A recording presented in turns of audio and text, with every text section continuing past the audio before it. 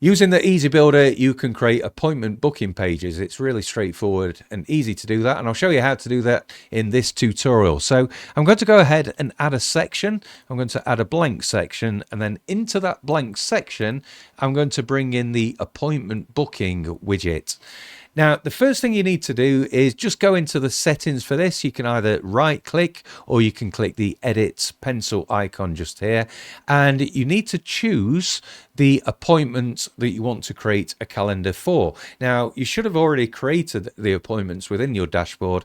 If you haven't done that already, you can do so using this button just here.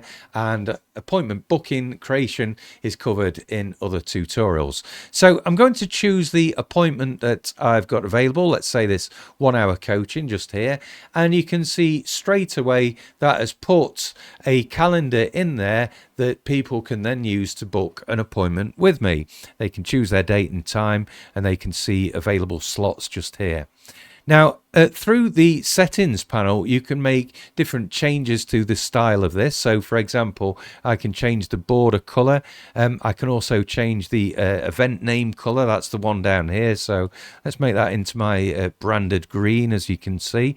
The event location icon.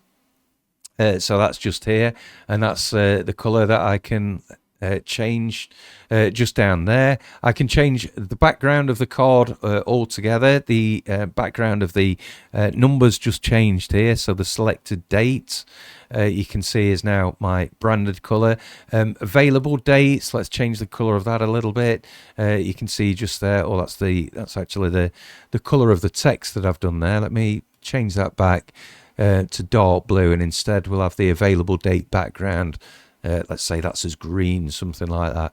So you can see how you can make all these different adaptations here working through. Now, what I'd always advise you do when it comes to the spacing around these widgets, it's often better to go actually into the settings for the section itself and then apply the padding changes just there. So that's me adding a bit of padding to the top. You can do with the same with the left and the right as well as you want to, and the bottom as well. You can even make all sides the same. So make lots of different changes. Make sure that looks well with your branding, and that will fit nicely onto your site. And that's the appointment booking widget. You can see how powerful that is, and that will probably negate the need for you to have separate booking systems all in one on the Easy Builder.